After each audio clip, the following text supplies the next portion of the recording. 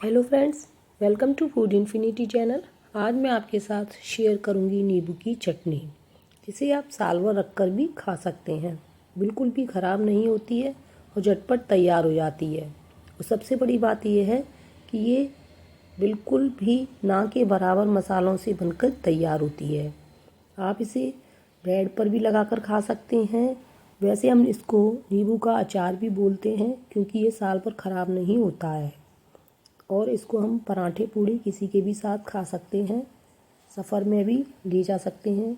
ये खट्टा, मीठा और थोड़ा सा चटपटा होता है, तो ये बच्चों को बहुत ही पसंद आता है। बच्चों के साथ बड़ों को भी ये बहुत ही पसंद आएगा। बनाना बहुत ही आसान है, चलिए हम देख लेते हैं। इसको बनाने के लिए मैंने यहाँ पर ले लिए 250 ग्राम नींबू। तो सर्दियों में जो नींबू आते हैं, बस यही नींबू हमको लेना है, क्योंकि इनका जो छिलका होता है वो पतला होता है और इसमें काफ़ी सारा रस और गूदा होता है। तो आप नींबुओं को अच्छे से देख लें, इन पर कोई भी दाग धब्बे ना हो। उसके बाद आप नींबुओं को कट करेंगे। तो हम इसको पहले खड़ा कट करेंगे। तो आप देख सकते हैं कि मैंने इसको किस तरह से काटा है। नींबू की चटनी जो बनाते हैं वो बनने में आसान है, झटपट तैयार हो जाती है और खाने में ये बहुत ही टेस्टी लगती है। देखिए, पहले हम नींबू को इस तरह से 4 टुकड़े करेंगे और 4 टुकड़े करने के बाद नींबू का जो ऊपर वाइट वाला पार्ट है उसको हम हटा देंगे। इसको हटाना बहुत ज़रूरी है, क्योंकि जब हम इसको हटाएंगे तो इसके नीचे जितने भी बीज हैं उनको हमें हटा देना है। बीज बिल्कुल भी नहीं रहने चाहिए, नहीं तो हमारा जो अचार है वो कड़वा हो जाएगा और खाने में अच्छा नहीं बनेगा। तो हम यहाँ पर बीजों को सेपरेट कर लेंगे और नींबू का जो वाइट वाला पार्ट है उसको भी हटाते चलेंगे। बनाने के लिए जितने चाहे उतने नींबू ले सकती हैं। तो बस मैंने यहाँ पर 250 ग्राम नींबू ले लिए हैं, उसकी काफ़ी सारी चटनी बनके तैयार हो जाती है। अगर आपको ज़्यादा लंबे समय तक इसको रखना है और काफ़ी सारी बनानी है तो आप नींबू की क्वांटिटी बढ़ा सकती हैं। तो देखिए, मैंने यहाँ पर अपनी नींबुओं को इस तरह से काट के तैयार कर लिया है। अब हम नींबुओं के 2-2 टुकड़े और करेंगे, यानी कि एक नींबू में से हमें 8 टुकड़े करने हैं। अब हम इसको निचोड़ेंगे। तो यहाँ पर हम बस हल्का सा ही निचोड़ेंगे, जिससे कि इसके अंदर अगर बीज वगैरह हों तो वो भी निकल जाएंगे। तो देखिए, हमें अच्छे से बहुत ज़्यादा दबा के नहीं निचोड़ना है, बस हल्के हाथ से इसको अंगूठे से दबा दबा कर निचोड़ते जाना है, क्योंकि इसमें बीज बिल्कुल भी नहीं रहने चाहिए, नहीं तो हमारा जो अचार है वो कड़वा हो जाएगा। तो हमने यहाँ पर अपने सारे नींबुओं को इस तरह से निचोड़ के रख लिया है। तो हमारे सारे नींबू जो निचोड़ कर तैयार हो चुके हैं, आप देख सकते हैं। तो आप देख सकते हैं इस रस में भी कितने सारे बीज हैं। अब इस रस को हम एक तरफ रख देंगे उठाकर, और देखिए, जो बीज हमने निकाले थे और वाइट पार्ट निकाला था वो ये है। तो इसको अब हम एक तरफ रख कर आगे का प्रोसेस करेंगे। तो अब हम नापते हैं इसके लिए चीनी। तो हमने यहाँ पर ले लेनी है 250 ग्राम। जितने हमारे नींबू है उतना ही हमें इसमें मीठा चाहिए। तो यहाँ पर मैंने थोड़ा सा गुड़ भी ले लिया है। आप चाहो तो इसे पूरे गुड़ में भी या पूरी चीनी में भी बना सकते हैं, या आधा गुड़ या आधा चीनी। तो मैंने यहाँ पर 200 ग्राम के लगभग चीनी, 50 ग्राम के लगभग गुड़ ले लिया है।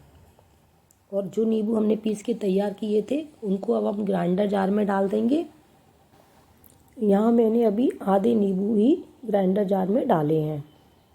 उसके साथ ही साथ इसमें हम डाल देंगे अपनी नपी हुई चीनी, क्योंकि चीनी डालने से हमारा जो जार है वो ख़राब नहीं होगा। अगर आप नींबू को पीसेंगे तो इसमें ब्लेड हैं वो थोड़ी सी शार्पनेस ख़त्म हो जाती है। तो आप चीनी के साथ पीसेंगे तो आपकी शार्पनेस बनी रहेगी। तो हमने यहाँ पर इसको पीस के तैयार कर लिया है। तो आप देख सकती हैं इस तरह से हमें इसे को पीस के तैयार कर लेना है। ज़्यादा फाइन नहीं करना है, बस हल्का दरदरा कर लेना है। तो इसको अब हम एक बाउल में निकाल लेंगे। और दूसरा वाला है उसको भी पीस लेंगे। बस गुड़ को हम छोड़ देंगे, जितनी चीनी थी वो वाली चीनी भी दूसरे बैच में डालकर पीस लेंगे। तो दूसरा बैच भी हमारा पिस के तैयार हो गया है। तो हमने यहाँ पर सारे नींबुओं को पीस के तैयार कर लिया है। तो अब हम चलते हैं फटाफट गैस की तरफ। ज़्यादा देर तक हम इसे नहीं रखेंगे, क्योंकि इसमें हमने छिलका सही थी इनको पीसा है, तो नींबू के कड़वे होने की चांसेस बने रहते हैं। तो हमने यहाँ पर रख लिया है नॉन स्टिकी पैन। आप इसे नॉन स्टिकी पैन या स्टील की कढ़ाई में ही बनाइए। पीतल या एल्यूमिनियम की कढ़ाई का यूज़ हमें नहीं करना है। अब हम इसमें डाल देंगे 1 चम्मच देसी घी। आप इसे देसी घी में छौंकिए। जब देसी घी गर्म हो जाएगा तब इसमें डाल देंगे हम थोड़ी सी हींग। तो हींग के टुकड़े को हमने डालकर पलटे से दबा दिया है। हींग जब चटकने लगेगी तब हम इसमें डाल देंगे 1 चम्मच साबुत जीरा। उसके बाद इसमें हम डालेंगे 1 चम्मच भरकर देगी मिर्च का पाउडर कलर के लिए, और आधा चम्मच डाल देंगे इसमें काली मिर्च। और फिर अब हम डाल देंगे इसमें अपनी नींबू की प्यूरी।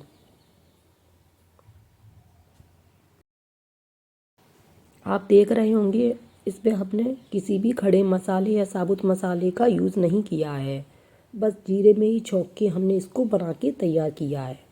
अब हम इसमें डालेंगे बचा हुआ जो हमारा गुड़ था, उसको डाल देंगे। तो उसको हाथों से हमें तोड़ के डाल देना है। और अब हम इसको चलाएंगे पलटी से। हमें इसे ज़्यादा नहीं पकाना होता है, सिर्फ 5 मिनट ही पकाना होता है। जब हम इसे अच्छे से मिक्स कर लेंगे तो गुड़ भी हमारा पिघल जाएगा। अब हम इसमें डाल देंगे 1 चम्मच सफ़ेद नमक और आधा चम्मच काला नमक। आप नमक को अपने स्वाद अनुसार डाल लें। और थोड़ी सी हम डाल देंगे इसमें लाल मिर्च पाउडर। और फिर डालेंगे हम 1/4 चम्मच गरम मसाला पाउडर। सिर्फ इन्हीं मसालों से हमारी नींबू की चटनी या नींबू का जो अचार है वो बनकर तैयार हो जाता है। गैस का जो फ्लेम है हमें हाई रखना है और इसे हम फटाफट चलाते जाएंगे।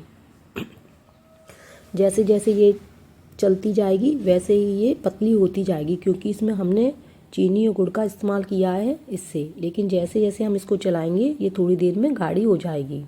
बस ज़्यादा नहीं पकाना है, सिर्फ 5 से 7 मिनट इनफ है। तो हम इसे चलाते जाएंगे। देखिए अब ये कितनी गाढ़ी हो गई है, आप देख सकते हैं। तो हमारी ये नींबू की जो चटनी है वो बन गई है। तो गैस को अब हम बंद कर देंगे और इसे ठंडा होने देंगे। ठंडा होने के बाद अब हम इसे एक बाउल में निकाल लेंगे। अब ये ठंडी हो चुकी है, इसको हम अब 1 दिन बाद देखेंगे। तो आप देख सकते हैं 1 दिन बाद ये कितनी थिक हो गई है, बिल्कुल जैम की तरह ये बन गई है। या नींबू का मुरब्बा भी हम इसको बोल सकते हैं, और नींबू का अचार तो ये है ही। तो देखिए फ्रेंड्स ये कितनी बढ़िया लग रही है, खाने में ये बहुत ही टेस्टी बनी हुई है। शुरू में आपको 1-2 दिन ये हल्की सी कड़वी लगेगी, लेकिन उसके बाद ये आपको बिल्कुल बढ़िया लगेगी, क्योंकि जब उसमें चीनी वगैरह हमारे मसाले अच्छे से पुर जाएंगे। तो आप 2-3 दिन बाद इसे खाइएगा। अब हम इसे कांच की बोट में भर लेते हैं। हो सके तो इसको कांच की बोट में ही रखिएगा, तो आप साल भर इसे स्टोर कर सकते हैं। ये बहुत ही टेस्टी बनी हुई है। आपको मेरी ये रेसिपी कैसी लगी? अगर अच्छी लगी हो तो लाइक शेयर करें, और ज़्यादा से ज़्यादा अपनी फैमिली और फ्रेंड्स में शेयर करें। देखने के लिए बहुत बहुत धन्यवाद।